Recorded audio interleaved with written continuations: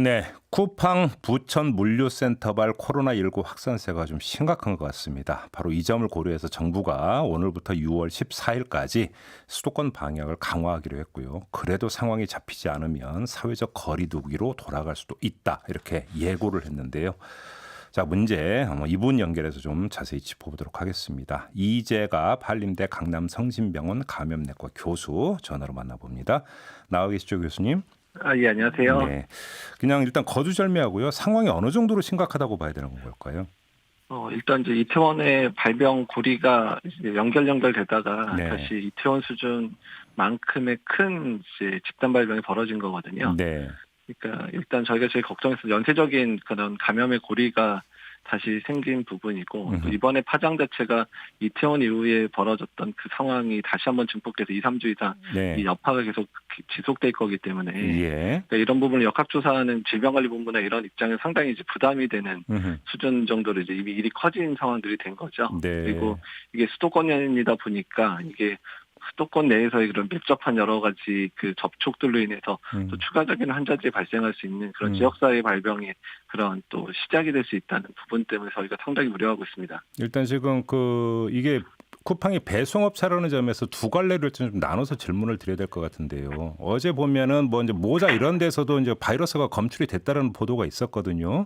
네. 그런데 이게 예를 들어서 어떤 그 택배 물품을 통해서 이게 코로나19 바이러스가 전국으로 퍼져나갈 가능성을 걱정하는 사람들도 있는데요. 어떻게 봐야 되는 겁니까? 일단 이 점은. 이제 택배 물품을 통해서 전파될 가능성이 그렇게 높지는 않는데요. 예. 그러니까 이제 오염이 되더라도 그게 직접적으로 단기간 내에 농도가 높은 상황에서 이제 그것들이 흡입되거나 이러지 않는 상황에서는 전파가 되지는 않기 때문에 네. 혹시라도 걱정하신다면 이제 그런 택배 물품 받고 나서 손위생을 잘 하시는 정도만으로도 크게 문제는 안 될 것 같기는 합니다. 그래서 예. 네, 그래서 오히려 그 부분보다는 그 내부 안에 상당한 오염이 있었다는 얘기는 우리가 생각했던 것보다 훨씬 더 광범위한 접촉하고 노출이 됐다는 부분들을 고민해야 된다는 거죠. 거기서 예. 두 번째 질문을 드려야 될 것 같은데 어제 저희가 이제 노동자 한 분하고도 인터뷰를 했는데 그분도 그런 말씀을 하셨는데 여기에서 이제 그 일용직 그러니까 알바 이런 분들도 상당히 많이 있었고 근데 네. 부천에서 일했던 분이 다시 고향 가서 일하기도 하고 이렇게 이제 옮겨 다니면서 일하는 경우가 많다라는 말씀하셨거든요. 어떤 이런 이동 경로가 다시 전파 경로가 될 수도 있는 거 아닌가요?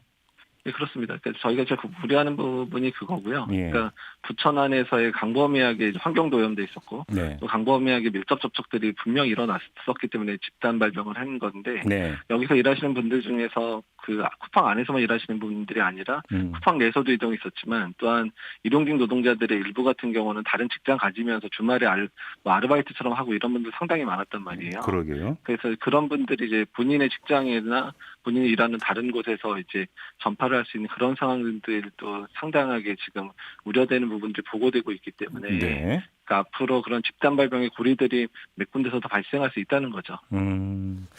자, 그러면 논점은 지금 생활 방역 체제를 유지할 거냐 아니면 그 사회적 거리두기로 돌아갈 것이냐 간다면 언제냐 바로 이게 지금 논점인 것 같은데요. 근데 정부가 예. 이제 생활 속 거리두기 어떤 이 상황이 가능한 조건으로 제시한 기준이 2주 기준으로 하루 신규 확진자가 50명, 감염 경로가 불분명한 비율이 일주일 평균 5% 미만인 경우인데 어제 네. 확진자가 그러니까 70명 넘어섰고요. 그다음에 네. 최근 2주간 감염 경로 확인 안 된 비율이 7.6%라고 들었거든요. 이러면 예. 일단 기준치를 올라간 것이기 때문에 바로 사회적 거리두기로 넘어가야 되는 거 아니냐 이런 목소리 좀 나오는 것 같은데 교수님은 어떤 견해세요? 일단은 이제 2주간 어떻다 이런 식으로 기준을 삼을 수는 없는 게 네. 감염병의 전파 자체가 되게 다이나믹하기 때문에 어떤 전파의 확산도에 큰 어떤 변곡점이 발생을 하게 되면 선제적으로 조치를 취하지 않으면 예. 그 여파가 상당히 길게 갈 수밖에 없거든요. 예. 그래서 지금 상황에서 어느 정도 방역의 상황들을 조이지 않으면 지금 노력한 부분이 2주 있다가 나타나는데 그게 더뎌지기 시작하면 파장이 더 큰 상태로 올라갈 수 있기 때문에 네. 정부 입장에서는 사실 고민을 해서 지금 좀 조여야 되는데 어제 이제 오후 4시에 중수본에서 발표가 있긴 있었잖아요. 네네네. 그래서 공공 영역 강화하겠다고 얘기하고 또 시민들한테 이제 사람 밀집된 지역 방문하지 말라고 얘기를 했는데 사실 이 메시지 자체는 사회적 거리두기랑 다를 바가 하나도 없어요. 아, 그런가요? 예. 근데 왜 생활 속 거리두기를 지키는 것처럼 얘기하면서 사회적 거리두기를 하라고 얘기하시는 부분인지는 오히려 솔직해야 된다고 생각하거든요. 어허. 커뮤니케이션에서는. 예. 일단은 지금 사회적 거리두기 시작할 때가 맞다라고 얘기를 하고 그 부분에 있어서 다만 몇몇 영역 같은 경우는 생활 속 거리두기를 해서 유지가 돼야 되는 부분들, 특히 학교는 지금 등교 수업이 됐는데 학교를 지키기 위해서 그렇게 얘기한 것 같기는 한데 예. 그러니까 지금 너무 힘든 상황이니까 학교는 그러니까 등교 수업을 어렵게 했고 특히 고3들은 중요하니까 일단은 그쪽은 유지하되 나머지 영역들은 사회적 거리두기 돌아갈 때입니다. 라고 아예 솔직히 얘기했던 게 낫지 않았을까 생각이 든다는 거죠. 아하, 그럼 내용적으로는 사실상의 사회적 거리두기다 이렇게 보시는 거네요, 교수님? 예, 그렇죠. 그러니까 왜냐하면 지금 어차피 우리나라의 사회적 거리두기가 정부가 강제했었던 부분들은 소위 이제 밀집돼 있던 유흥업소라든지 뭐 이런 데를 이제 억제하는 수준이었고 나머지는 사실 국민들이 알아서 동참했었던 부분이 상당히 컸고 회사들도 네. 재택근무나 이런 게 자발적인 동참이었기 때문에 네. 오히려 그런 부분들을 강조해서 메시지를 명확하게 표현을 했어야 된다는 게 제 생각에는 그 부분이 좀 어제 아쉬웠다는 겁니다. 그러니까 교수님은 이제 방역적 관점에서 그 지적을 충분히 하실 수 있을 것 같아요. 근데 아마 좀 정부의 고민은 메시지가 너무 강하게 나와버리면 사실은 또 그러니까 이 방역의 문제 때문에 이제 경제라고 하는 또 문제가 있지 않습니까? 정부가 이제 고민해야 되는 네. 영역이. 예. 이거 여기에 미치는 어떤 그 파급 효과, 악영향을 좀 우려하고 있다 이렇게 봐야 되는 걸까요? 어떻게 보십니까? 그렇죠. 그러니까 이제 그 부분이 저도 이제 그 부분에 대한 걱정을 안 하는 건 아니기는 한데 언제나 그렇지만 수도권 같은 경우에 발병 자체가 심각해지게 되면 어쩔 수 없이 고강도 사회적 거리두기를 다시 넘어갈 수밖에 없는 상황들이 되는데 네. 그 상황에서 발병 자체를 잘 조정하지 못해버려서 환자 수가 급격히 증가하게 되면 이제 그렇게 된 상황에서는 경제 구멍 없는 상황들이 된다는 거예요. 그래서 만약에 이제 우리가 노력을 해야 될 부분이 있다면 특정으로 꼭 필요한 경제적 영역들을 보호하기 위해서라도 네. 나머지 영역에 특히 감염병이 전파될 수 있는 영역에서는 어느 정도 강하게 이제 그 방역의 수준 정도를 높일 필요가 있다는 거죠. 그래서 보호할 영역들은 확실하게 보호하면서 유지를 하고 네. 그다음에 그 부분에 영향을 줄 만한 주변에 좀 이제 그 통제 가능한 부분들은 통제를 강하게 해야 될 필요가 있다는 부분을 말씀드린 겁니다. 그러면 이거는 어떻게 보세요? 지금 등교 수업이 이제 그 착착 진행이 되고 있지 않습니까? 혹시 여기서 또 문제가 이제 크게 발생할 가능성도 배제할 수 없다고 보세요? 그렇죠. 왜냐하면 지역사회 감염의 수준이 높아지게 되면 그러니까 이제 뭐 쿠팡에서 감염된 분들이 주변에 가족들을 옮기고 가족들이 주변에 뭐 친구들이나 이렇게 옮기게 되면 등교를 하고 있는 학생들한테도 지금 일부 사례가 지금 보이고 있잖아요. 네네네. 그러니까 이제 그런 상황이 발생하게 되면 일부 학교들이 지금 수업을 못 듣게 되고 부처는 아예 지금 학교 등교 이제 안 하고 있잖아요. 네네네. 그러니까 이런 상황들이 수도권 내에서 계속 확산될 가능성이 높기 때문에 그 부분에 있어서 철저하게 지금 사회적 거리두기 부분 어떻든 전반적인 그런 그 방역의 부분들을 제대로 하지 않으면 학교 등교 수업마저도 영향을 끼칠 수밖에 없는 상황이 언제든 올 수 있기 때문에 등교 수업을 제대로 지키려고 노력한다 그러면 주변부를 확실하게 막아야 되는. 그러니까 어제 그래서 얘기가 나왔어요. 뭐 학원이라든지 뭐 PC방, 노래방 그 학생들 많이 가는데 다 이제 그 최대한 행정 조치 하겠다고 얘기를 했는데 사실은 저는 좀 아쉬운 게 이 부분, 그러니까 학교를 보호하기 위해서 시도돼야 되는 부분들은 이미 고3들이 등교 수업 했을 때 이미 강화가 됐었어야 되는 부분이에요. 예. 근데 그 부분이 이제 좀 환자 수가 늘어나니까 이제 시행을 해서 좀 늦은 감이 이미 한 템포 늦은 감이 있는 거고요.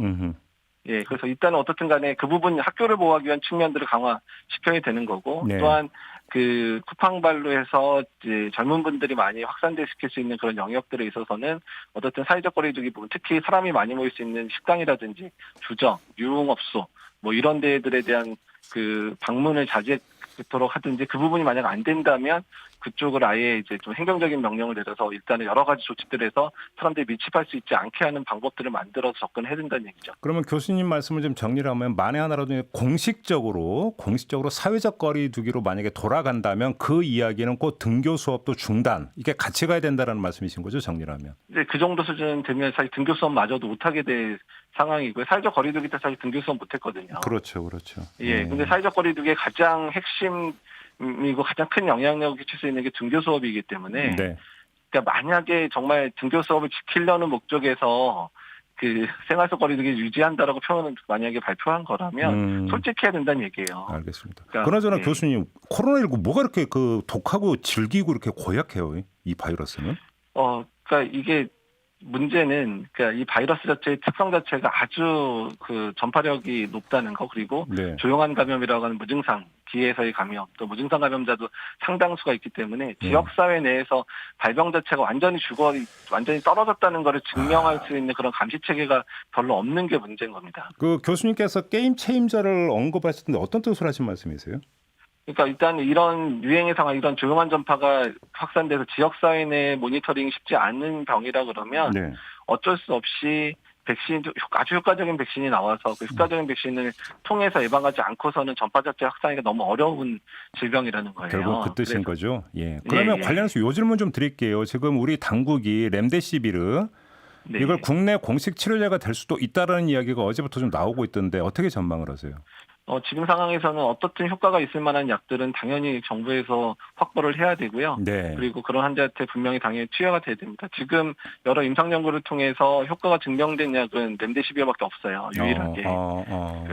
그래서 그게 좀 약간 그 효과에 있어서는 조금 아쉬운 부분이 있긴 있지만 어떻든 환자들의 병의 기간을 줄여준다는 부분, 또 네. 중증으로 진행하는 거를 막는 부분은 충분한 효과이기 때문에 네. 어떻든 충분히 확보를 해서 그런 대상을 잘 선정해서 치료에 당연히 사용을 해야 된다는 겁니다. 그럼 오늘 발표도 그렇게 나올 가능성이 이제 거의 99%다 이렇게 봐야 되겠네요. 그러면. 예, 그렇게 생각이 듭니다. 예. 마지막으로 이 질문 드릴게요. 지금 6월 14일까지로 지금 그러니까 정부가 설정을 했잖아요. 이 기간 안에 네. 결국 다시 잡느냐 못 잡느냐가 관건인 것 같은데 어떻게 전망하세요, 교수님? 예, 맞습니다. 지금 그러니까 어떻든 국민들이 꼭 기억하셔야 될 거는 어제 정부가 발표한 내용들은 정말 핵심적인 경제 상황, 그리고 학교를 제외한 많은 영역에 있어서는 사회적 거리두기로 돌아가달라고 부탁하는 내용이에요. 그렇기 때문에 이 부분들 국민들이 기억해 주셔서 일단 우리가 사회적 거리두기에 동참해서 열심히 했던 것처럼 노력을 해 주셔야 네. 수도권 내에서의 2주 이내에 그런 그 환자 발생을 줄일 수 있다는 겁니다. 알겠습니다. 자, 말씀 여기까지 드릴게요. 고맙습니다, 교수님. 예, 감사합니다. 네, 지금까지 이재갑 한림대 강남성심병원 감염내과 교수였습니다.